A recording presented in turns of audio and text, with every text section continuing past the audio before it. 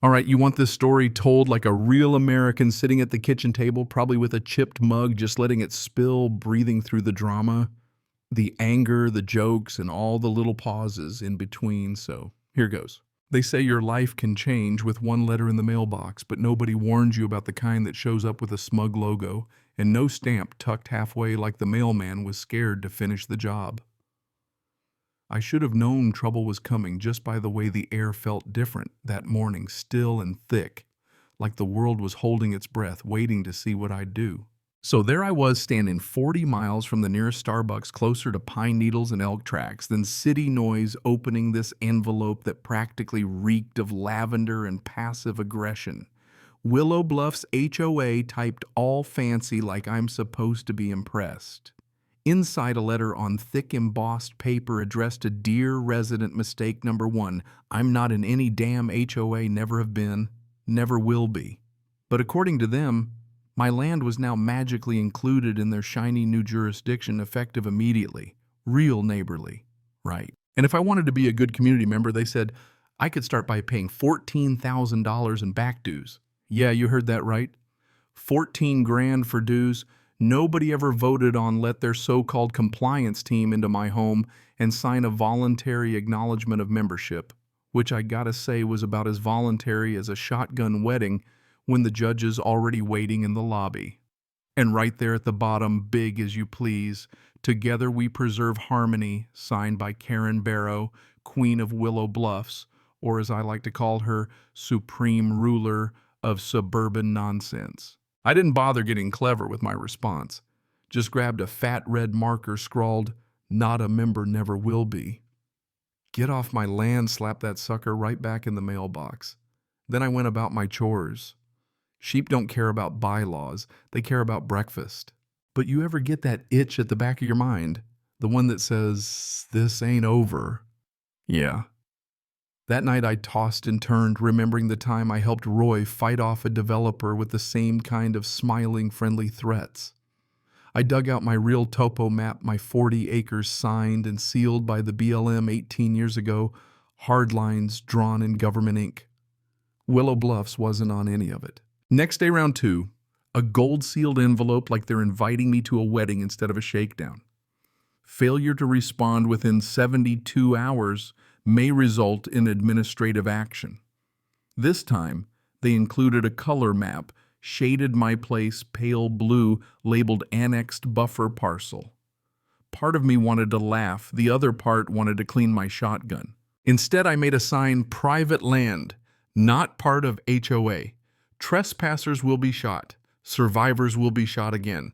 All in good fun, but let's be real, I knew they weren't done. Saturday, the fog rolls in. I'm splitting logs and enjoying the quiet when I hear tires, not the everyday crunch, but a slow, mean grind. Black van, no plates, windows blacked out, sliding to a stop 20 yards from my porch. 3 men get out dressed like SWAT, but without the authority, and you could practically smell the trouble rolling off them. Tall guy starts barking orders by the power vested in Willow Bluffs. I'm in violation, got to vacate my own house immediately or else they'll remove persons and belongings by contracted enforcement. I asked if they were sheriff's deputies, second guy, thick-necked, and all business says no, they're HOA enforcement. I could have laughed if it wasn't so creepy. Instead, I go inside, come back with my Remington held low finger off the trigger, but you know the sound of a man holding a shotgun that tells its own story. I give them a countdown from 10, and let me tell you, you've never seen grown men hustle so fast back in the van, mud flying, doors slamming. Except one of them drops a file folder. Inside, it's all fake, a bogus expansion map, a $2,000 check to Enforcement Logistics LLC, signed by Karen, and some phony notice of immediate entry from a deputy registrar nobody's ever heard of. I call up Sheriff Lucas Daltrey, old school guy Bronco from the 90s, still thinks a handshake means something. He comes out, looks through the folder, shakes his head. All fake, he says. And that Thomas Elridge isn't even a real deputy. He takes pictures for the DA, tells me to keep my security cameras running, says Karen's trying to push the line. Yours just happens to be the first domino. He's right. He's that Monday, new flavor of trouble. Knock at the door, and it's not Boots this time, but a guy in a tailored suit, Arthur Graves, councilman, here to mediate. He's got a smile too smooth to trust, and a folder full of my land records. Tries to tell me the HOA's filed complaints about me brandishing firearms and disturbing the peace. I tell him I've got 3 angles of video, and the sheriff has it too. Graves leans in, starts hinting about maybe a temporary firearms restriction. That's when my patience runs dry. I step out, let the door shut, and tell him, "You think you can come up here and threaten my Second Amendment rights because of Karen's lies?" He backs off, but warns the HOA has influence. As soon as he's gone, I call Jenna Ellery, my lawyer, and a tornado in heels. She tells me to send all the footage, says she'll forward it to the Firearms Coalition, and start the paperwork for a civil suit. By afternoon, the story's online. Private landowner threatened with gun confiscation after refusing HOA extortion. That night, my game cam catches a figure near the fence line, human watching, waiting.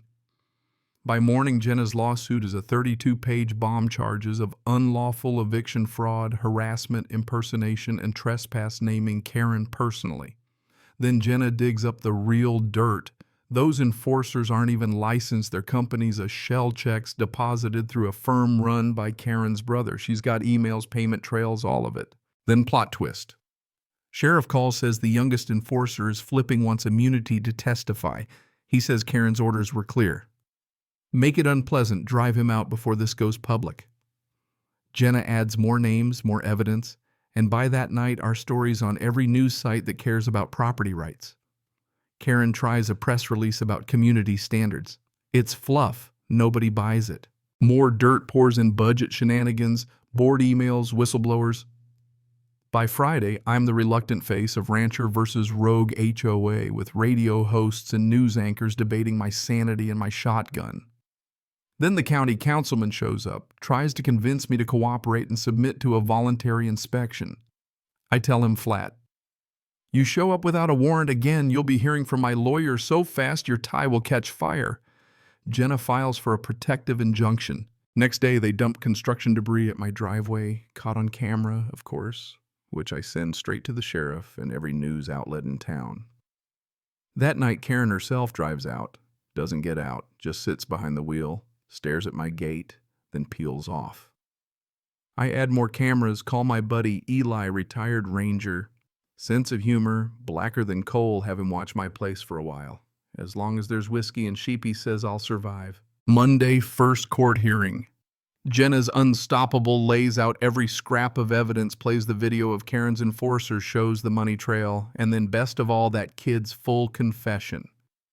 Judge grants a restraining order.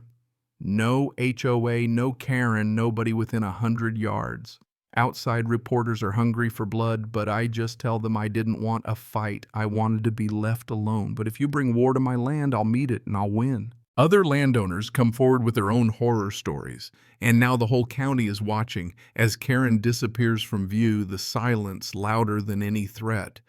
Then comes the crack. One of her goons walks into the sheriff's office, flips, and brings emails, wire transfers, even body cam footage. Karen's caught on tape, organizing the whole mess. The DA moves fast, and before the trial even starts, sheriff and state police arrest Karen at HOA headquarters. No sunglasses, no white suit, just panic. 3 weeks later, I win the settlement, $340,000. But honestly, the money's not what matters. The land's mine untouched, and I put up a new gate, heavy steel, black as a storm cloud, with a sign that says private property, not part of your HOA. Trespass and find out. Eli says it's overkill. I say it's just right. And a little while later, I do an interview on the local radio, and they ask what I want folks to remember. I say, they thought a clipboard beat a deed. They thought silence meant surrender. But out here, the law still matters. And so does a good shotgun. I grin and add, now they know both still work just fine. So tell me, after all this, what would you have done? Would you stand your ground or let them roll over you?